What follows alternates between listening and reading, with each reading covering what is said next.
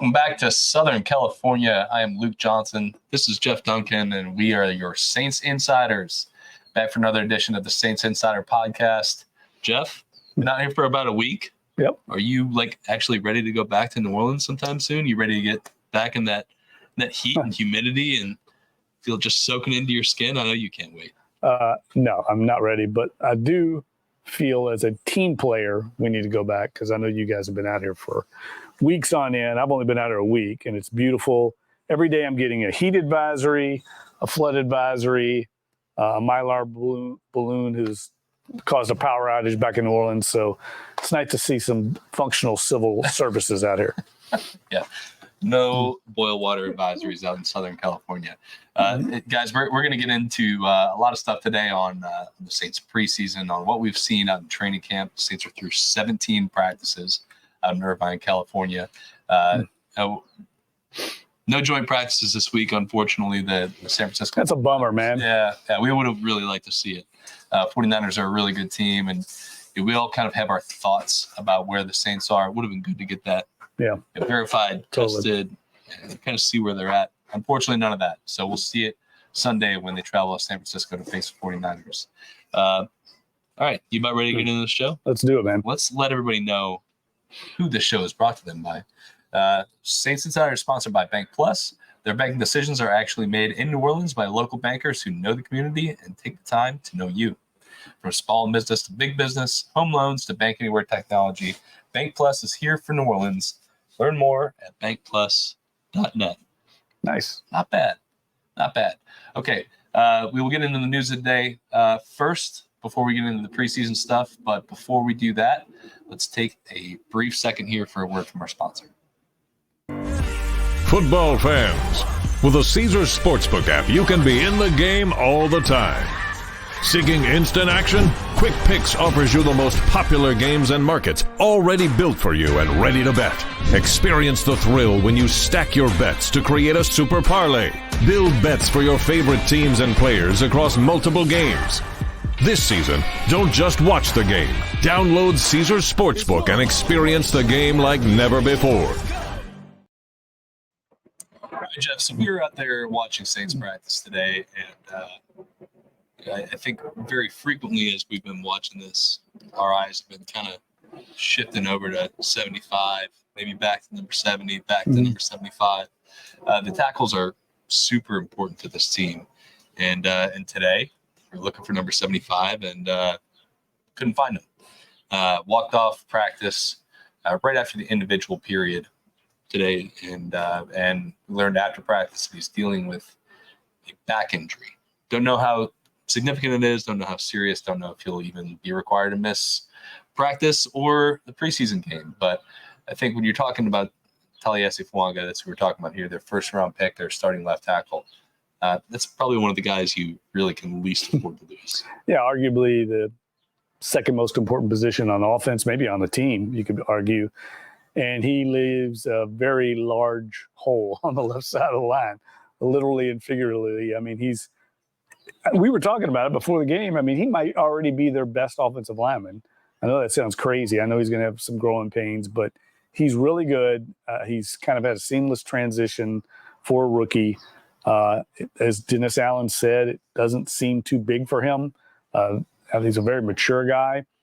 So we'll see what happens. But obviously, with all the other injuries that have piled up on this team, it's not like they've been injury-free. They've got a lot of key guys out. Losing your left tackle, a guy that is an anchor already on your line at a position that's, frankly, looking for answers, is not good news. Yeah, and I look at it this way. I think I agree with you. I think he might be their best offensive lineman right now. I mean, Cameron McCoy, right? McCoy is really, really good. I think McCoy is a stud. In Jeff Duncan parlance, a turbo stud. But Fuaga's been really good in training camp. I know you haven't been out here for all of it. We got to see him in the preseason. We got 20 snaps or so in the preseason. He looked fantastic. And he's going to go through growing pains, as all young players do. But I think it's been striking for me, and this is my 7th season covering the team, and just about every single one of those seasons, maybe with the exception of Chris Olave, every time you try to ask somebody about a rookie, how they're looking, it's always very, very tempered when these guys are answering. They're saying, he's got a lot to learn. We like what we see so far, but we think he can get a lot better. I think Taliese Fuaga and Chris Olave are the only two players where just uniform across the board. Everybody's like, that guy's going to be really good. So it's a big loss. And there is like you were alluding to, a giant gap between where he is and where anybody else is coming into the left tackle. So hopefully for the Saints' sake, it's not something that's going to keep it. Yeah, they had Landon Young in there today behind him. That kind of makes sense. But Landon Young's obviously played some both tackle spots for this team, but there's just a drop off in sheer talent to Landon Young. So we'll see what happens. I mean, we're speculating here. I mean, it could be something minor. Let's hope it's something minor, because this offensive line cannot afford to lose someone like that when they're trying to, find some answers at a couple other spots. Yeah, and the way I look at it is you can manage one player being average to below average on your offensive line. Starts to get tricky when you're talking about two, and if it's three, it's alarm bells start going off. Especially when you got trying to work a new scheme in. Clint Kubiak's a new play caller. I mean, there's just a lot of new things, and there's going to be growing pains with everybody on board. Much less with a bunch of new faces up there stepping into positions they're not used to playing. So let's see how this plays out. But it was definitely eye-opening not seeing him out there today. Yeah, for sure. Okay, let's move on to the other big news of the day. Look, week and a half ago, we're all wondering maybe the Saints make a big splash addition, add to maybe their one really weak spot in the defense right now. They're courting Justin Simmons. Everything looks really good. He's meeting with the team. He's got prior relationships. Everything looks great. Then he leaves town without a deal. The next thing you know, he's meeting with the Atlanta Falcons. And then we find out that the Falcons are the team that signs Justin Simmons. 1 year, $8 million deal. When that headline first splashed across your feed, what was kind of your quick reaction to that? That Saints fans were going to be apoplectic. Yeah, and they were. Rightfully so. I mean, like I said to you, I think it was a bad sign when he left here without signing with the Saints. I mean, you're going to wine and dine him. You're going to bring him in. You've had to have talked parameters of a deal before he ever even got on a plane to come here. So you had to get that deal wrapped up, in my mind. And when he left town, that was a bad sign. And the fact that now he's signing with your division rival, the team that most people think is the one to beat now in the division. Was it a day after they signed Matthew Judon? So a day after they traded for Matthew Judon, 4-time Pro Bowl pass rusher. Yeah, the one area of their team that they really didn't address this offseason that looked like a major weakness. Now that defense is looking at least above average, I would say. And I think the fact that Saints fans are already seeing some, maybe some kinks in the armor, and then for this to happen, that's a blow. And Justin Simmons, I talked to some people in Denver.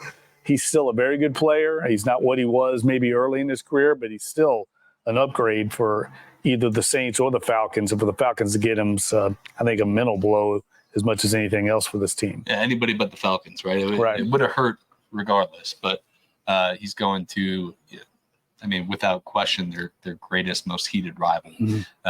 Instantly makes them better. They've made some nice additions this offseason. And you're adding Justin Simmons to a group that already includes Jesse Bates. And now they got Matthew Judon pass rushing. They already have a former Saint in Caden Ellis. And David Onyemata. They've got some good pieces on that defense. It doesn't always work out when you start adding name players, especially late in the process. Doesn't always work out. I don't think this is just guaranteed to make them Super Bowl contender. But it's a guy that you were trying to get if you're the Saints, and to see him choose the division rival over you is a tough pill to swallow. And I think it also, it's a little bit of a sign. I think I don't want to go overboard here, but it's a sign of where the Saints are at right now. Players like Justin Simmons, they're going to be selective where they're going. I mean, he played in Denver his whole career. He's an established player. He's going to pick where he thinks not only he can make the most money. What did he get? 1 year, $8 million? $1 year, $8 million. But I think Which is something the Saints could have afforded for sure. right. But they're going to go somewhere where they think they can be successful. I mean, he hasn't been successful for most of his career in Denver. So I think that's, something of a little bit of a black eye for the organization that they can't get a Justin Simmons after they spent all that time, invested all that time and energy with coaches on their staff that have coached with him or coached him before. It's just a bad sign to me of where the Saints organization is in terms of perception around the league from players. And we know what some of the national media thinks. I think this was a guy that 5 or 6 years ago they get when they have Drew Brees here, Sean Payton, they're rolling. That's the kind of guy they would get. They're not getting those guys now. I agree with you 100%. And the thing if they want to change that, obviously they got to start winning. Yeah, got to win. Talking about 3 straight seasons without making the playoffs. It's tough times here. Yeah, a little bit. Organization, and they got to reverse kind of the way people are thinking about them, both in terms of a league perspective and just kind of a public perspective. I think that's absolutely right. Okay, so no Justin Simmons on the team. Now you got 3 guys competing for safety. You got a couple guys competing as specialists. You got competitions at left guard, for wide receiver 3, kind of all over the board. Big game coming up this weekend for them, just from a who do we got perspective. So this Sunday, Saints play the San Francisco 49ers in Levi Stadium for their second preseason game out of 3. Let's kind of just start basic for the offense. What are you hoping to see? What do you want to see? What do you think we'll see? Let's kind of walk our listeners through kind of what our expectations are and what we want to kind of see out of this team this week. Well, I'd like to see, the starters play because I think they need to in this new scheme. I think they need to get a little confidence there. So I'd like to see this starting unit come out and put together a nice scoring drive early on. I'd like to see Trevor Penning, have some confidence, play well, give some confidence, I think, to Derek Carr and the offensive coaching staff and run the ball a little bit because we know that's what they want to do. They're going to want to run the ball in this scheme. And look, they're vanilla right now. We're not seeing what's going to happen in the regular season. I mean, we didn't see hardly any of that against the Cardinals. But this is a real barometer kind of gauge game. And I don't know who's going to play for the Niners. They've got a lot of guys banged up. They may feel like resting them. But I think we need to see this offense kind of get a little show some progress from what we saw in the first game. I mean, there wasn't a whole lot there. 9 plays, 1 first down. I think just from we're talking about perception, I think it's important for them to get some good vibes in the offense. I don't think 9 plays is nearly a large enough sample size for anybody to say that's what they're going to be. I know a lot of people were overreacting or reacting strongly to the 9 plays of the starting offense being out there, but that didn't really jive with what we saw during training camp practices and the type of offense they want to run and some of the things that we've seen, good things that we've seen from players. Some of the bad things did show up in the game, but I think it's important to them, from my perspective, to go out there and put a good showing out, to be like, hey, look. We can do this. It's gonna be good with Clint Kubiak, and does it really matter? No, as long as they get into the regular season and they're playing well. But I think that this is an organization right now that really has an image problem just within its own fan base. So to me, it's important for them to go out and just show that they're capable of putting some good plays together. Yeah, and I think also with a new scheme, a new coordinator. Dennis Allen brought him in. This is a handpicked guy.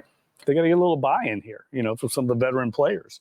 And I think having success will help in that regard. Yeah. Okay. I kind of wanted to dig into one of the things you talked about. The run game in particular, I think I have been impressed by what I've seen just from the look and the style of the scheme during training camp. They're really, really driving home this wide zone, which it's recognizable even if you're not this X's and O's person. Just watch a game and watch the way the line moves. And you'll kind of be able to tell when they're running the wide zone. It's a lot of guys all moving kind of in sync and allowing the running back to follow the track, pick where the hole is, and hit it hard. So I really like what I've seen in camp, just from the look of it. But we didn't really get to see much of it in that game, like that stuff that they're running. So I'm just kind of curious, like, I know you're kind of like poking around on this, but like with this run game, how do you think it's translating so far with this team? Well, look, I think you hit the nail on the head. I mean, when we see it in practice, we see a lot of reasons to be optimistic, and then we see a lot of what they're building off of it, which is the passing game and the bootlegs and the movement. I think all those things make a lot of sense with the way this team's constructed offensively. I think Alvin Kamara can be very effective in that running scheme, and then you've got the gadget guy extraordinaire, Taysom Hill. And when we've seen Derek Carr in practice, he's looked really good, and usually they're moving him around, getting him out of the pocket. So I can see reasons to be encouraged. We just got to start seeing it in games. And what I'm really most worried about is when we go through – I wrote about this in my column – when they go through these growing pains, which we all expect, I mean, they've got such a brutal early schedule. It's kind of unforgiving. Other than the Carolina opener, after that, there's like 4 straight projected playoff teams. Can they be effective against, high-level teams while they're still trying to work through some of the kinks that I think are going to happen here, early on? Yeah, I think it's kind of twofold, right? Like they are going to have some of these growing pains, and they're going to work through the little problems that are unforeseen right now. But I also do think that there's an element where they're not putting all this stuff on tape for a reason. 100%. And I think they can catch some of these teams early in the schedule a little off guard because they don't know exactly what they're looking for. There's a lot of teams running this Shanahan, McVay tree, whatever you want to call it. A lot of teams running this type of offense, but everybody has their own flavor of it. Mike McDaniel's offense in Miami is a lot different than Kyle Shanahan's offense, even though they have a lot of the same basic fundamental principles. So I don't think people are just going to be able to watch hours and hours of San Francisco 49ers game tape and be like, that's how we defend the Saints. So I think there is a chance that they can catch some people off guard there, but it's going to be tough. Yeah. And against Cowboys and the Eagles and the like Chiefs and Chiefs. Well, I will say this, and I'm sure you recognize this today. I mean, Dennis Allen was asked about the defensive line and the defense in general, and man, he was pretty bullish about how he likes the front seven, especially, and the defensive line so far, what he's seen from them in camp. So look, they may not need to be, I don't certainly think they need to be the Drew Brees 30 points a game offense to be successful. I think this defense is proven, and they seem to be, at least on paper, what we've seen up front, better than they were a year ago. I think we know the defense is going to be one of the top 10 or so defenses in the league. So this offense, if they just need to kind of be somewhat productive, I think, to be successful. Well, this sounds like a natural transition for us to start talking with the defense. Look, I think that they first team unit played really well last week, despite the fact that they were down Marshawn Lattimore, Paulson Adebo, a couple others. Demario Davis didn't play in the game. But like you said, this is a unit that has played at top 10 level for a couple straight years, and last year kind of fell off a little bit. And Dennis Allen spoke today about wanting to kind of having the standard be very high and their internal standard be very high, and holding these guys to that. So looking at this week's game, they're going up against the scheme that has given them trouble in the past. Not knowing who's going to play, what are you kind of hoping to see out of the defense this week? Is there like a position battle that you're looking at in particular? Or you just kind of want, maybe see the pass rush come alive again? Yeah, that's exactly what I was going to say. I want to see the pass rush, see them get after the quarterback. I think that's going to have to be much improved this year.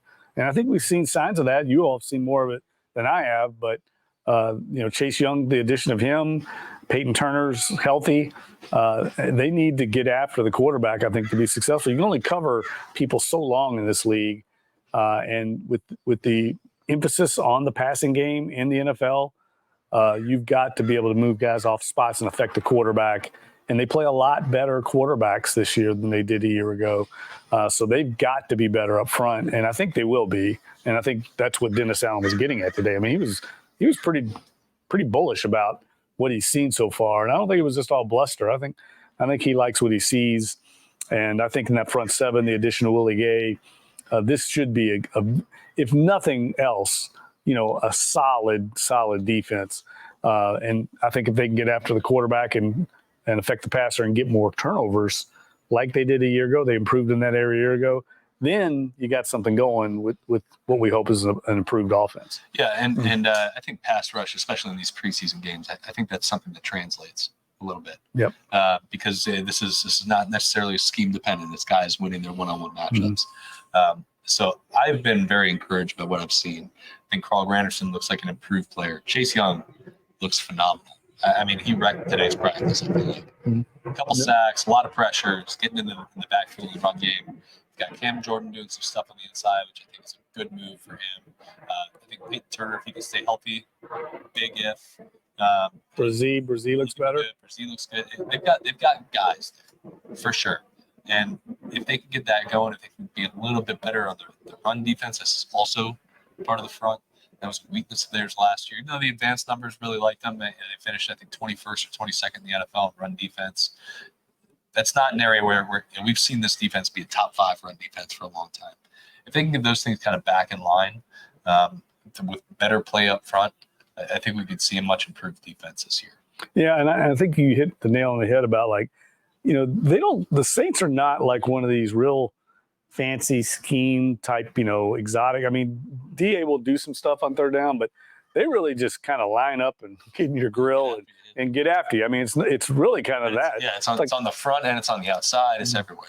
Yeah, it's like a street fight. I mean, they just want to be more physical than you, big dudes. Dennis always says it's the big man's game. Well, the Saints are big and physical on defense, and we see that.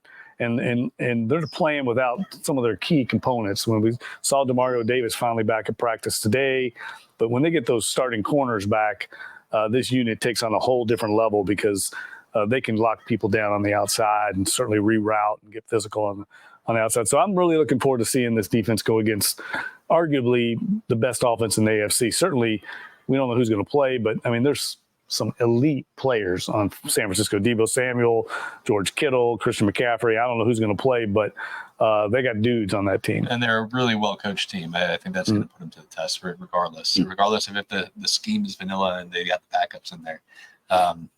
That team will put you under stress every time. I'm also looking at watching the safeties. Obviously, we talked about it earlier. They've got 3 guys competing for that starting spot opposite Tyrann Mathieu right now. I think all of them do some things well, and all of them have pretty significant flaws.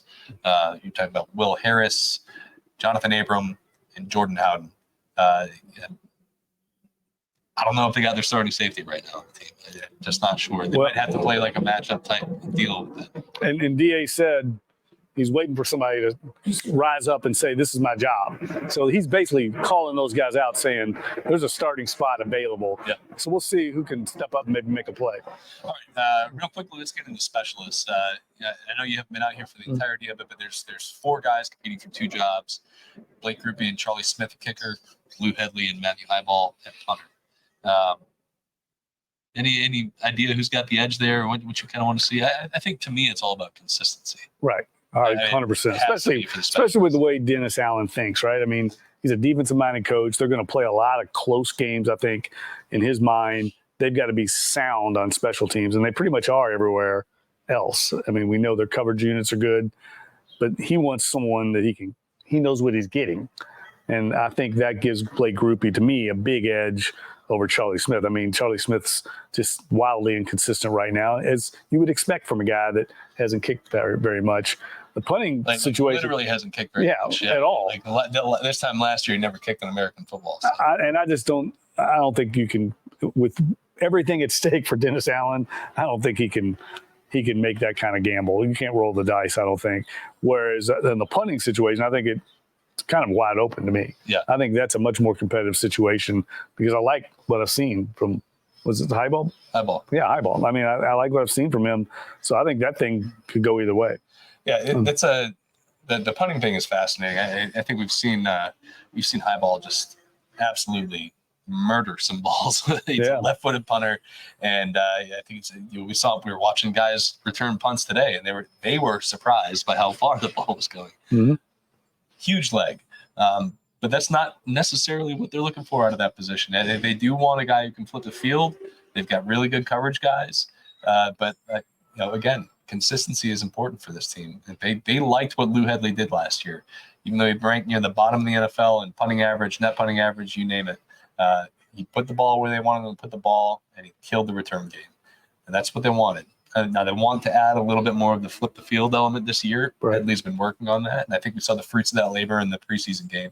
He averaged at just about 46, 47 yards a punt, put 3 of his 4 inside the 20. That's really good. Eyeball was averaging 50-some yards a punt, but he had a touchback, and his net average was 35 yards. That's not so good.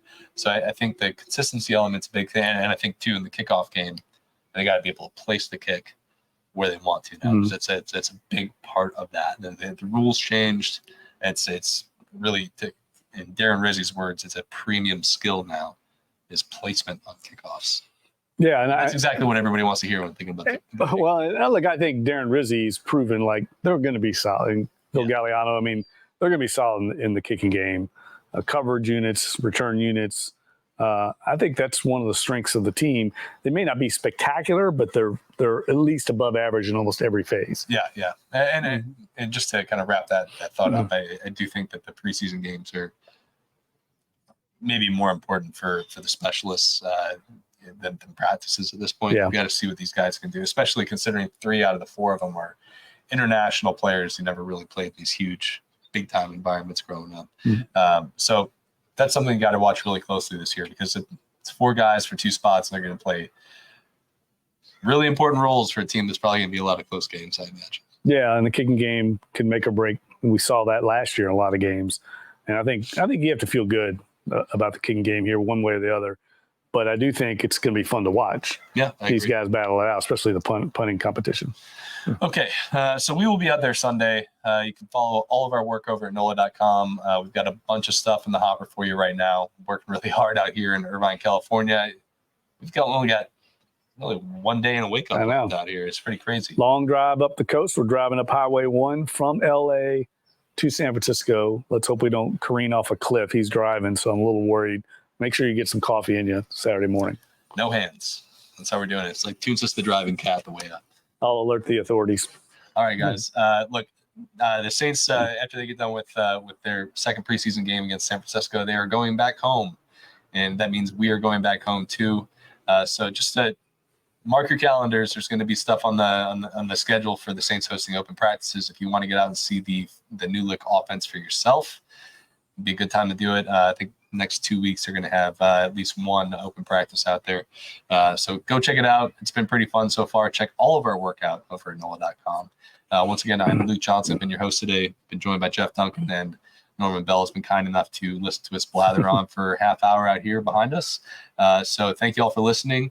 Check us out over at our YouTube page. Like us, subscribe, give us a review. Send something in the comments about vaguely something about Dunk's appearance. We'd love to see it. Usually we get at least one snarky comment. Yeah, please do. Thanks, guys. We appreciate it, and we'll be back with y'all on Sunday.